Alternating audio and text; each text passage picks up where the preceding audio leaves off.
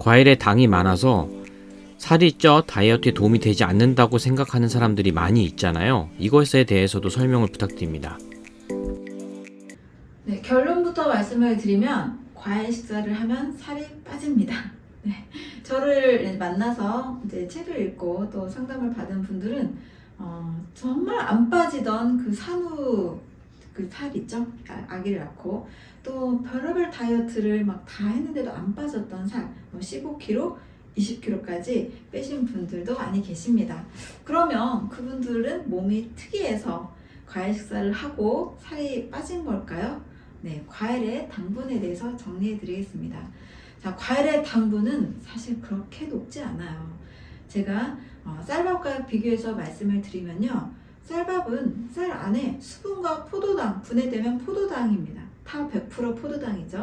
자, 그런데 과일은 90%가 수분이고 이 10% 많으면 15%를 당분으로 채우고 있는데요. 이 당분도 또 세 가지 종류로 나뉩니다. 포도당, 과당, 자당입니다. 네. 자, 여기에서 이 포도당이 차지하는 것은 과일마다 조금씩 다른데요. 그냥 평균적으로 한 30%, 3분의 1 정도예요. 자, 그럼 쌀밥과 비교했을 때 과일에 들어있는 이 단위 무게당 당분의 양은 쌀밥보다 훨씬 더 적은 당분이 차지하는 거죠. 예를 들면 사과 100g 안에는 약 10g 정도만 당분이에요. 500g을 먹으면 50g 정도입니다. 자, 그런데 밥 한 공기를 먹으면 한 130g 정도를 먹으면 한 70에서 80g이 또 당분입니다. 밥 한 공기를 먹는 것, 사과 500g을 먹는 것. 네. 보통 이제 밥 한 공기에 훨씬 익숙하잖아요. 자, 그러다 보니까 또 반찬도 여러 개를 먹으면서 쌀밥을 먹을 경우에 훨씬 더 당분이 우리 몸에 많이 들어오는 겁니다. 과일로 그만큼을 먹으려면 500g 또 수박 같은 경우는 100g당 5g밖에 안 돼요. 그러면 수박은 거의 1kg를 먹어야 쌀밥에 들어있는 당분을 먹는 정도인데요. 과연 살찌기 쉬울까요? 네, 절대적인 양으로도 쌀밥이 과일보다 훨씬 더 당분이 높습니다. 당뇨 전 단계, 고지혈증, 지방간, 콜레스테롤 수치 높은 분들이 공통적으로 좋아하는 음식은 바로 쌀밥, 떡, 빵,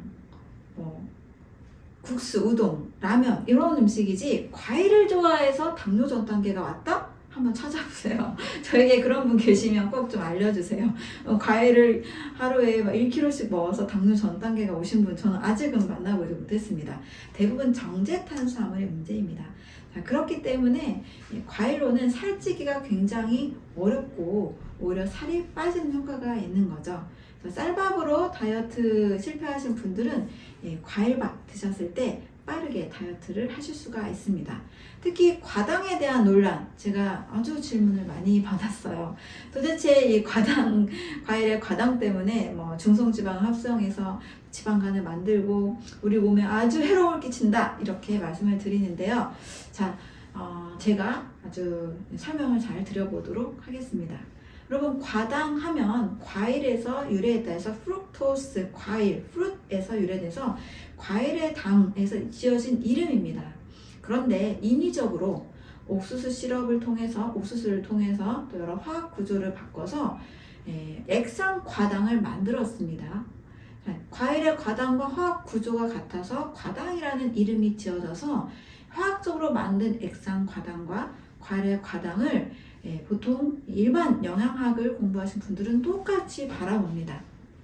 자, 생각해 보세요. 화학적으로 만든 액상 과당, 우리 몸에 당연히 순간적으로 당 수치를 많이 급격히 올리고 또 순간적으로 음료수나 어떤 단 음식에 들어있기 때문에 순간적으로 우리 몸에서 혈당과 또 간에 쌓일 수 있는 형태로 들어올 수밖에 없습니다. 왜? 많이 먹으니까요. 자, 그런데 제가 과일의 과당은 분명히 다르다라고 말씀을 드려요. 과일은 전체를 봐야 됩니다. 액상 과당 추출한 게 아니잖아요. 포도당, 과당, 자당이 복합적으로 들어있는 복합 자연당입니다. 액상 과당 따로 절대 먹는 게 아니죠.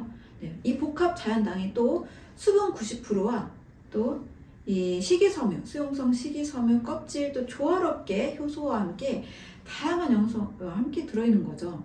그럼 절대 똑같을까요? 액상과당을 먹는 것과 과일에 이 다른 성분들과 함께 조화롭게 들어있는 과당이 몸에 들어오는 것과 절대 똑같을까요? 절대 그렇지 않습니다.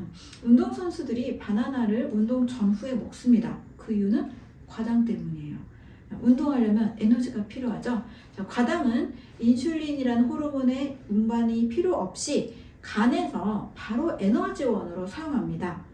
자, 인슐린이 필요 없기 때문에 간에서 사용할 수 있는 아주 에너지 효율이 높은 에너지 1등급의 영양소라고 할 수 있죠. 그리고 식이섬유와 수분과 함께 들어오기 때문에 혈당 문제 또 몸에 쌓이는 문제가 전혀 없습니다. 저 같은 경우도 흰쌀밥을 하루에 한 공기 반씩 이렇게 점심 저녁 이렇게 좀 많이 과식하게 되면 금세 뱃살이 찌는 경험을 굉장히 많이 했거든요. 과일로는 많이 먹으면 먹을수록 뱃살이 빠집니다. 네, 그래서 과일의 과당은 액상과당과 기전이 아예 다르다라는 것을 꼭 기억하시면 좋겠습니다. 이것은 어떠한 그 내용을 총체론적, 전체로 볼 것인가, 환원론적, 부분적으로 볼 것인가, 이 관점의 차이에 따라서 달라질 수밖에 없는 거예요.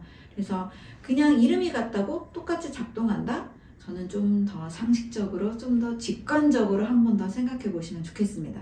그리고 과일식을 실제 한 사람들의 이야기를 들어보시면 더 많은 진실된 이야기들을 들으실 수 있을 거예요.